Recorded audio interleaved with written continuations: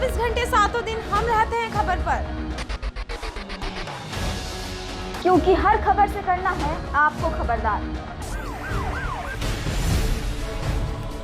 अब शहर की किसी हलचल से चूक न जाए, इसलिए तत्पर रहता है खंडवा हलचल।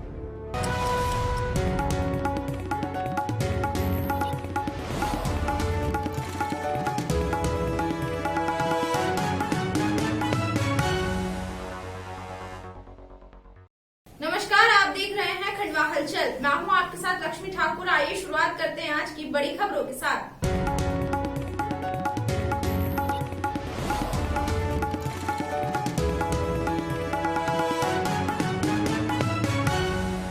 खंडवा में एक बार फिर से कोरोना ने दस्तक दे दी है। भुवनेश्वर से लौटी एक युवती की रिपोर्ट कोरोना पॉजिटिव आई। युवती को होम आइसोलेट किया गया। खंडवा में 21 वर्ष की छात्रा कोरोना पॉजिटिव आई है। हैरानी की बात यह है कि भुवनेश्वर में कॉलेज कर रही यह छात्रा कोरोना संक्रमण का शिकार हुई और यह पूर्व से संक्रमित होने के बाद भी खंडवा अपने घर लौट आई। वापस उड़ीसा जाने के लिए जब टेस्ट करवाया तो रिपोर्ट पॉजिटिव आई। जिला महामारी विशेषज्ञ डॉक्टर योगेश शर्मा ने बताया कि शुक्रवार को जांच रिपोर्ट में लवकुश नगर निवासी 21 वर्षीय छात्रा के कोरोना पॉजिटिव होने की पुष्टि हुई है।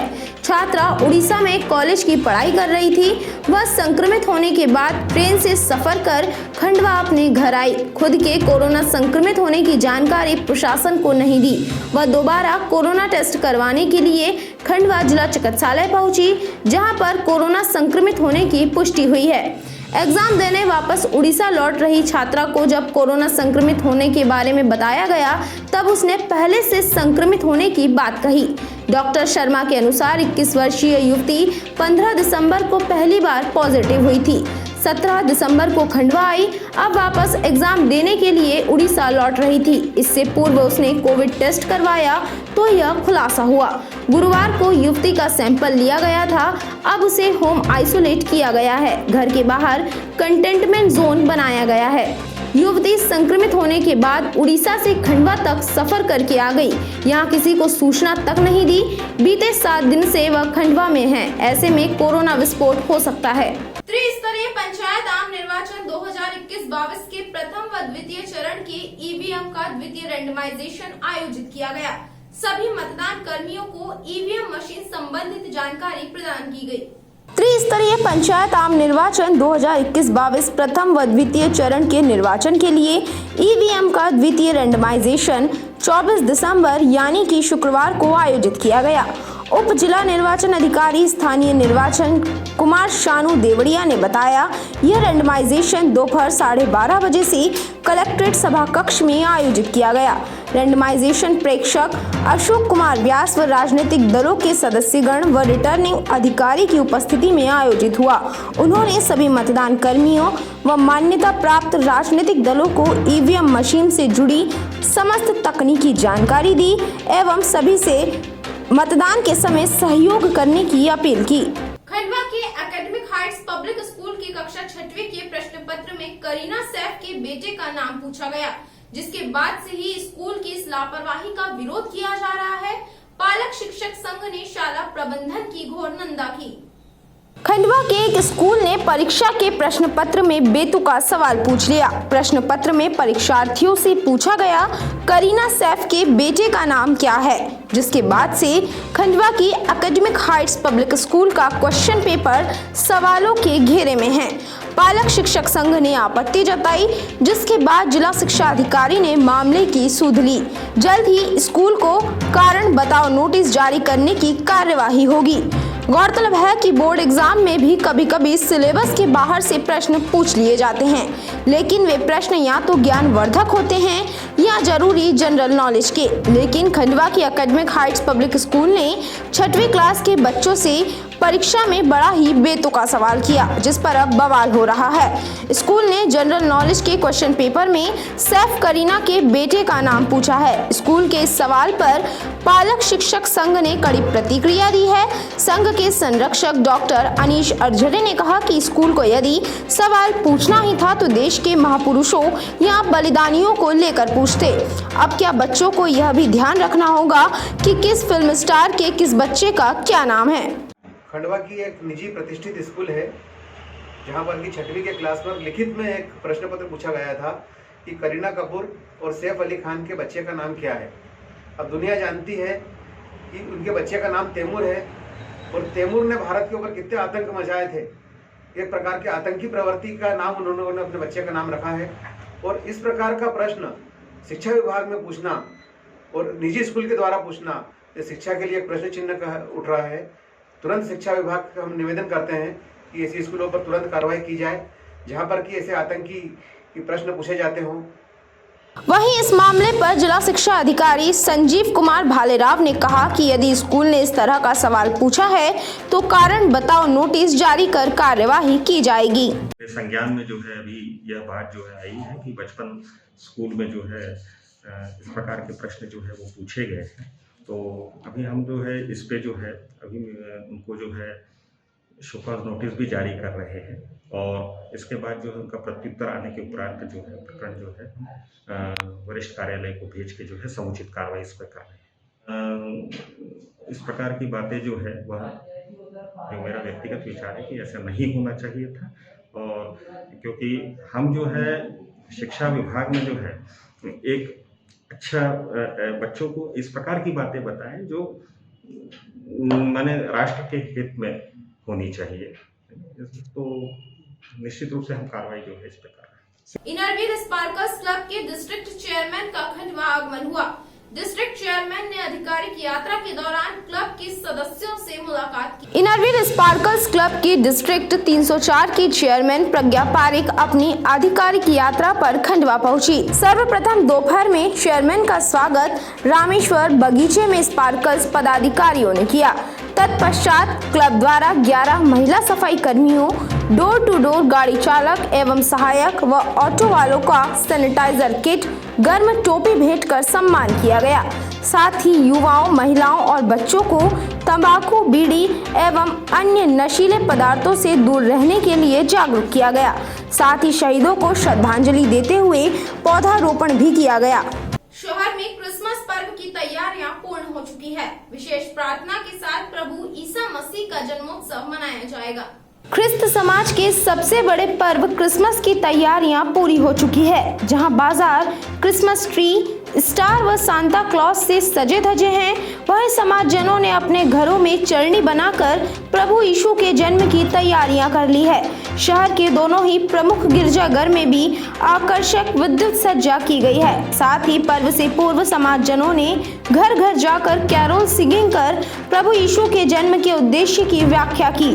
गौरतलब है कि विगत 2 वर्षों से कोरोना के चलते क्रिसमस पर्व काफी फीका रहा था, लेकिन इस बार क्रिसमस पर्व की रंगत देखने को मिल रही है। शहर के दोनों ही गिरजाघरों में विशेष प्रार्थना की जाएगी। रोटरी डिस्ट्रिक्ट के district governor Rotarian colonel Mahendra Mishra की आधिकारिक यात्रा संपन्न हुई। डिस्ट्रिक्ट गवर्नर ने इंदौर में आयोजित होने वाले मंडल सम्मेलन के लिए सभी रोटरी क्लब सदस्यों को आमंत्रित किया। वर्ष 1968 में स्थापित रोटरी क्लब खंडवा डिस्ट्रिक्ट के 107 क्लबों में से सबसे पुराने क्लबों में शामिल है। यह क्लब डिस्ट्रिक्ट के उन चुनिंदा क्लबों में से है जिनके पास खुद के भवन और स्थायी प्रोजेक्ट हैं। यहाँ पर विगत वर्ष में हमने फिजियोथेरेपी सेंटर की सौगात दी और इस वर्ष में कार्डियक एम्बुलेंस एवं वेंटिलेटर मशीन स्थापित की। शीघ्र ही खंडवा में ऑक्सीजन प्लांट भी रोटरी क्लब द्वारा स्थापित किया जाएगा। मानव सेवा के किसी भी कार्य के लिए रोटरी की ओर से धन की कमी नहीं आने दी जाएगी। मैं आज रोटरी क्लब के लिए $10,000 यानी 7 लाख रुपए देने की घोषणा करता हूं। यह बात रोटरी डिस्ट्रिक्ट के district governor Rotarian colonel Mahendra Mishra ने खंडवा की अपनी आधिकारिक यात्रा में संबोधन देते हुए कही। डिस्ट्रिक्ट गवर्नर ने 8 और 9 जनवरी को इंदौर में आयोजित होने वाले मंडल सम्मेलन के लिए सभी रोटरी क्लब सदस्यों को आमंत्रित भी किया। खंडवा जिले के किसान यूरिया के अभाव के चलते खासे परेशान हैं। घंटों लाइन में खड़े रहने के बाद भी किसानों को पर्याप्त मात्रा में खाद नहीं मिल पा रहा है।